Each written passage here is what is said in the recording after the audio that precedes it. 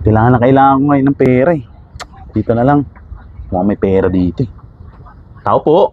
Oy, boss, ano yan? Boss. Kasi... Wait lang, boss. Hindi ka naman bibili dito ng ano, Colgate na... Ay, hindi po. Ako po ang magbebenta sa inyo. Uy, ano ba yan? Oo. Ano to, boss? Cellphone. Cellphone? Oo. Anong cellphone yan?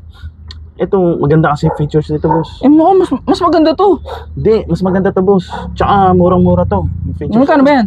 Ito, ano lang yan, 50,000 lang yan, boss.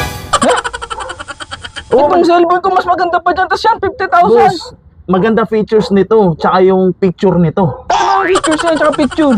Yung features niya, kaya na magkalikot, boss, pero yung picture nito maganda. Maganda? Oo, Ano maganda? boss.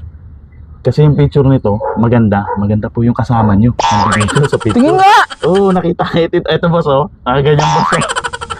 Oo, ayan, oh, kita, boss. Paano mo kinuhanan yan? Yan, boss, eh. Parang ayaw niya ata bilhin, boss, eh. Magkano ba yan? 50 nga, boss. 50? Oo, ayaw niya ata, Wala eh. bang discount? Kay ma'am ko na lang kaya bilhin. Hindi, bibili! Wow! Bibiling ko. Masyado ka.